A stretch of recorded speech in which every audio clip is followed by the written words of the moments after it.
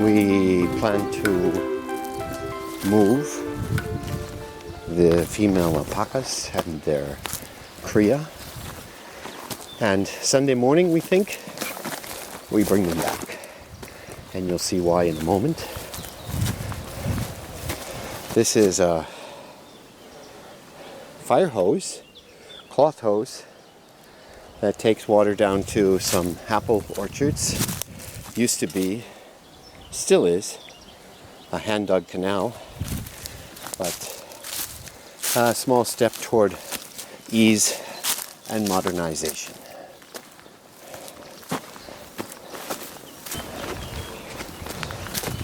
Okay, up here.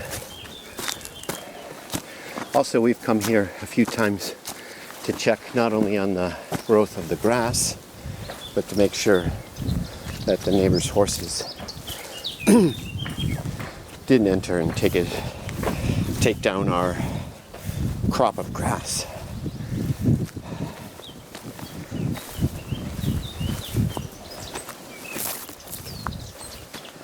Alrighty.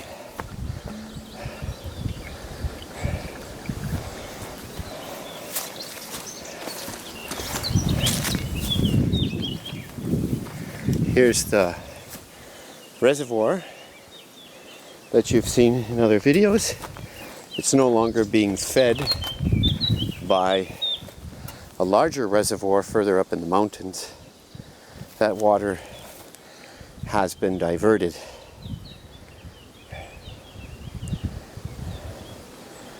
to other pastures up here. I'm guessing. I haven't gone and looked. It's a suspicion. So, do you see why we want to bring them?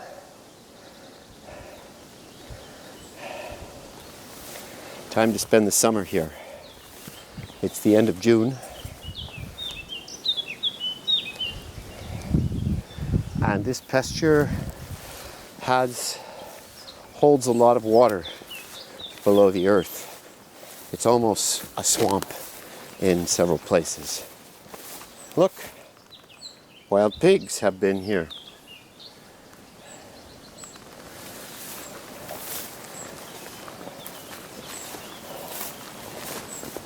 Look, wild pigs have been here too, tearing up my beautiful grass, even having enough strength to move the tube. And here too, unearthing soil and grass. What a mess. Jesus. Look at this.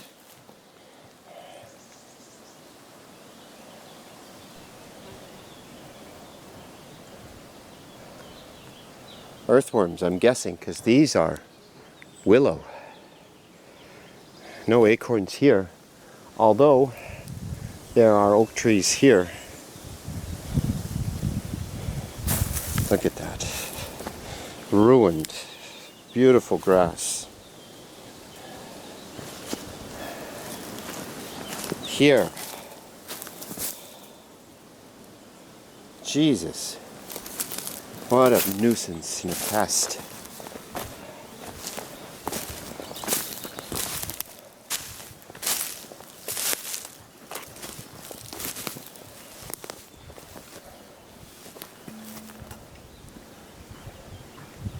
Well, I'll repair it. Once I move them up here, I'll be spending lots of time here. So here's where they or it came, through here.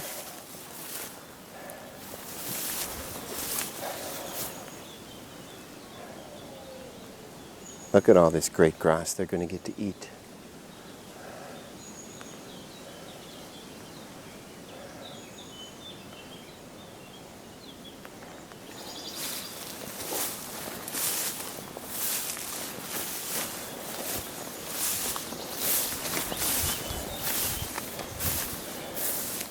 The grass seed didn't take here.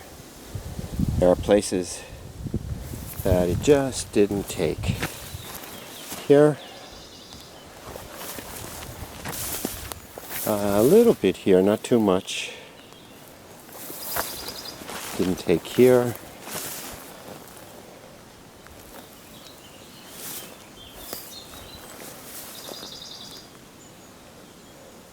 So I hadn't planned to bring him up here until mid-July, but Elena rightfully pointed out that the grass is ready to eat now. This is just on one side of the pasture.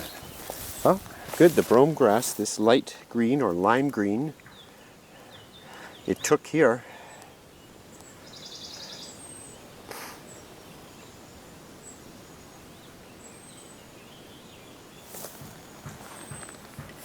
Flies, sorry. Camera work is disturbed because of flies landing on my arm. Here's what we refer to as the forest. This is where I will be building a shelter for them out of this wood.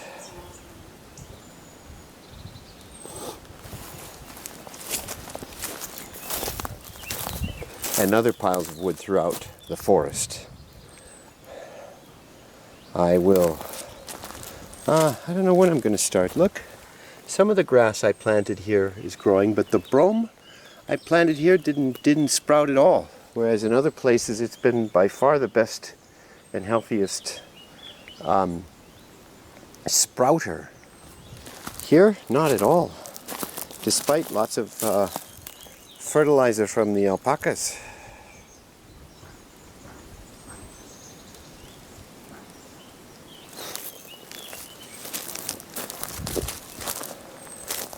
So I plan to build, we'll see, I've never built one like this, but I saw it on the internet. That looked like fun. I'm going to build a cordwood structure, shelter. All natural. I don't want to buy stuff. More importantly, I don't want to lug it up here. It's not easy, so it's up the mountain. So why not use what I have here already? Okay, good. Look. Sorry to interrupt my thought. Good grass is growing here. It's not particularly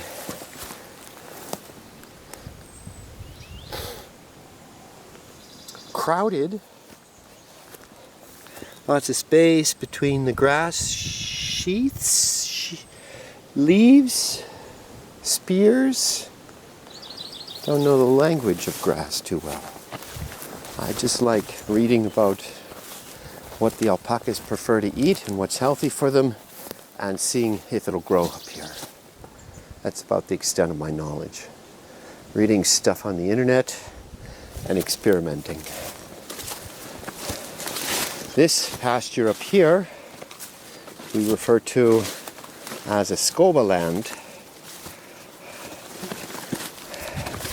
When we moved them in mid-May, there was no grass here. A dry spring, and our removal of the scobas, which was 80, 75, 70% of this land was covered in brooms, scobas, and we got rid of them. But again, the grass is thin, and it will be for a while until the alpacas and us do our work. All right, good. Maybe you see the white horse rope, normally used for electronic fences. We use this to scare or prevent the horses from coming in here, because they did during the winter and eat up everything. So the neighbor just lets them run free up here, and we're carving out sections of our own, but the horses don't realize that it's not for them anymore, and their owner feels that it's our responsibility to fence in our property. That's his point of view. And it's not our property to fence in, and I don't particularly want to carry hundreds of kilos of fence up here to fence in something I don't own. So we look for inexpensive, if not sort of ugly ways to fence things in, and this horse rope is inexpensive, and they know it has electric fence, so they won't even come near it because they're afraid. They've been trained a little bit to know that that could be a shock. As we claim more of these abandoned pastures and gardens like this one, we will reroute that electric fence. You might wonder where all the brooms or scobas went after we cut them. They're here. I use them as temporary fences. They will disintegrate to nothing in a couple of years, and you won't even know they were ever here. In the meantime, they tell the alpacas about the limits of their explorations. Look, here, before I go. See how this is pretty not so thin? Because this is where the alpacas drop their droppings, their beans, and their pee. Can you see better? Maybe here. It's richer and not so thin.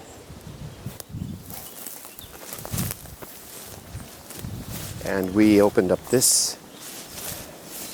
See, more scobas used as fencing. And we opened up this. It was already broken, but this allows the alpacas to explore the next garden over that's not being used, is abandoned. And how it works up here is one of the old timers, when he loaned us, rented us for free, gave us his forest over here that used to be one of the family cow pastures. And when we walked with him around here to find out who owned what, he said, these people are never coming back. These people don't even probably remember they have this old garden here. Just use it. The grass is very good. So he said, great. And we began removing brooms. Okay, I'll probably edit this down a little bit. This is only a small portion of the pastures up here, but plenty for the video. Okay, more another day.